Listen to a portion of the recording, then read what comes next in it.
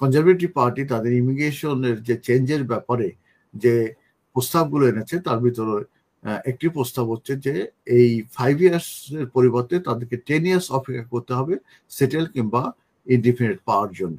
এই একটা চেঞ্জের কথা প্রস্তাব, এটা কিন্তু প্রস্তাব। সেকেন্ড যেটা প্রস্তাব এনেছে কনজারভেটিভ পার্টি সেটা হচ্ছে যে আমরা জানি যে সেটেল হওয়ার পরে 1 বছর অপেক্ষা করতে হয়, তারপরে তারা সিটিজেনশিপের জন্য অ্যাপ্লিকেশন করতে পারে। ওর এখন নতুন যে প্রস্তাব দিচ্ছে সেটাতে বলছে যে তাদেরকে সেটেল হওয়ার পরে 5 ইয়ার্স অপেক্ষা করতে হবে, 5 ইয়ার্স অপেক্ষা করে তারপরে তারা আপনার সিটিজেনশিপের অ্যাপ্লিকেশন করতে পারবে। কনজারভেটিভ পার্টি যখন ক্ষমতায় ছিল তখন তো কিন্তু তারা 18,600 থেকে ইনক্রিজ করে 29,000 করে এবং পরে তারা প্রমিস করেছিল যে এটা 38,700 করবে। কিন্তু যখন তার লেবার গভর্নমেন্ট আসে তখন এটাকে পুট অন হোল্ড করে এবং তারা বলে যে না 29,000 আছে, এটাই থাক।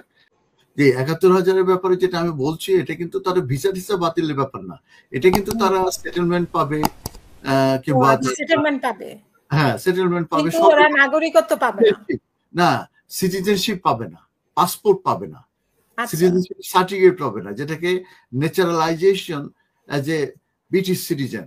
মূলত সেটেলমেন্ট হওয়ার পরে তাদেরকে 1 বছর মূলত থাকতে হয় আইএলআর-এ, থাকার পরে তারা অ্যাপ্লিকেশন করতে পারবে for naturalisation as a British citizen. Naturalisation British citizen application করলে একটা ফিস আছে এবং এটা সাকসেস হলে তাদেরকে কাউন্সিলে যেতে হবে, সেখানে সেরিমনিতে জয়েন করতে হবে, সার্টিফিকেট নেবে, ওথ করবে, সার্টিফিকেট নেবে, সার্টিফিকেট দিয়ে পরবর্তীতে তারা ব্রিটিশ পাসপোর্টের অ্যাপ্লিকেশন ব্রিটিশ পাসপোর্ট হোল্ডার হচ্ছে। তার মানে ওই যে ন্যাচারালাইজেশন ব্রিটিশ সিটিজেন সেটার জন্য কোয়ালিফাই হতে গেলে এই নতুন যে আইন করা হয়েছে গুড ক্যারেক্টার ক্ষেত্রে সেটাতে বলা হয়েছে যে তারা অবৈধভাবে ইনিশিয়ালি যদি তারা এন্ট্রি করে থাকে এবং ডেঞ্জারেস জার্নি করে থাকে তাহলে তারা এই ন্যাচারালাইজেশন যে ব্রিটিশ সিটিজেন যে অ্যাপ্লিকেশন সেই অ্যাপ্লিকেশনটা নর্মালি রিফিউজ হয়ে যাবে।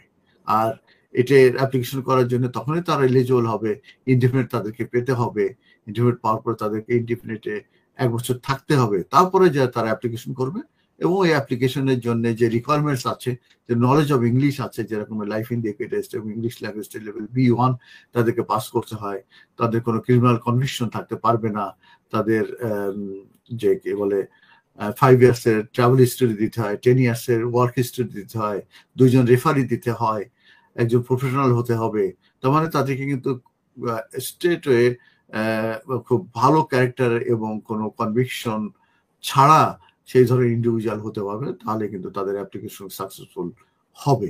এবং যখন তাদের naturalisation British citizen application successful হবে, পরে গিয়ে কিন্তু তারা আপনার এই পাসপোর্ট তারা নিতে পারবে। জি আপা। জি আচ্ছা, তাহলে তারা সিটিজেন হতে পারবে বাট পাসপোর্ট পাবে না, মানে আইএলআর পর্যন্ত না, সিটিজেনও পাবে না, ইনডিফিনিট মানে কার্ডটা ইনডিফিনিট পাবে, সেটেলমেন্ট পাবে, কিন্তু সিটিজেনশিপ হতে পারবে না, সিটিজেনশিপ পাবে না, মানে সারা জীবন তাদেরকে আইএলআর উপরে থাকতে সেকেন্ড হবে। Class citizen. Second class citizen বলতে এটাও বোঝাচ্ছে যে তারা পাসপোর্ট পাবে না, তারা অন্য কোথাও যদি যেতে হয়, ইউরোপে যেতে গেলে তাদেরকে ভিসা নিতে হবে, তারা যদি সুইজারল্যান্ডে যেতে ভিসা নিতে হবে, তারা যদি আমেরিকা যেতে হয় ভিসা নিতে হবে, কানাডা গেলে ভিসা নিতে হবে, সব জায়গায় তারা তো বাংলাদেশের সিটিজেন হিসাবে তারা এখানে থাকবে, ফরেন ন্যাশনাল কিন্তু সেটেলড পারসন হিসাবে থাকবে, আর সেটেলড পারসন হিসেবে থাকবে, কিন্তু তাদের থাকবে হচ্ছে বাংলাদেশি পাসপোর্ট। ওকে, সো যেখানেই মুভ করবে ওরা মানে ভিসা নিয়ে মুভ করতে হবে। জি, আর ব্রিটিশ পাসপোর্ট হলে তো কানাডা যান আপনি, তো ওই যে যেকোনো জায়গায় একটা ট্রাভেলিং অথরাইজেশন একটা ফর্ম কমপ্লিট একটা ফিস দিতে হয়ে গেল, আমেরিকাতে গেলেও সেটা হয়ে গেল। পাসপোর্ট তো ব্রিটিশ পাসপোর্ট তো মানে সব জায়গায় তো ইজি অ্যাক্সেস, কিন্তু বাংলাদেশি পাসপোর্ট নিয়ে তো আর সব জায়গায় যেতে হবে না, প্রত্যেকটা জায়গায় তাদেরকে ভিসা নিতে হবে।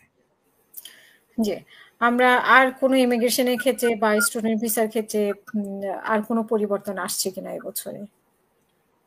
আর কিছু প্রস্তাব আছে, প্রস্তাবগুলো ভেরি ভেরি মানে কনসার্নিং প্রস্তাব।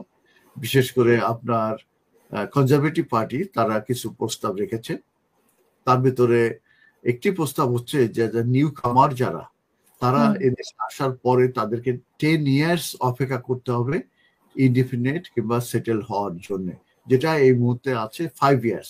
তার মানে কেউ যদি স্পাউস হিসাবে আসে, সে আসার পরে দিয়ে 2.5 বছর পরে এক্সটেনশন নিয়ে 5 years পরে যে সে এদেশে সেটেল হতে পারে, indefinite leave to remain in the UK পেতে পারে। তো কনজারভেটিভ পার্টি তাদের ইমিগ্রেশনের যে চেঞ্জের ব্যাপারে যে প্রস্তাবগুলো এনেছে, তার ভিতরে একটি প্রস্তাব হচ্ছে যে এই 5 years এর পরিবর্তে তাদেরকে 10 years অপেক্ষা করতে হবে সেটেল কিংবা ইনডিফিনিট পাওয়ার জন্য। এই একটা চেঞ্জের কথা প্রস্তাব, এটা কিন্তু প্রস্তাব। সেকেন্ড যেটা প্রস্তাব এনেছে কনজারভেটিভ পার্টি, সেটা হচ্ছে যে আমরা জানি যে সেটেল হওয়ার পরে 1 বছর অপেক্ষা করতে হয়, তারপরে তারা সিটিজেনশিপের জন্য অ্যাপ্লিকেশন করতে পারে। ওর এখন নতুন যে প্রস্তাব দিচ্ছে সেটাতে বলছে যে তাদেরকে সেটেল হওয়ার পরে 5 years অপেক্ষা করতে হবে, 5 years অপেক্ষা করে তারপরে তারা আপনার সিটিজেনশিপের অ্যাপ্লিকেশন করতে পারবে।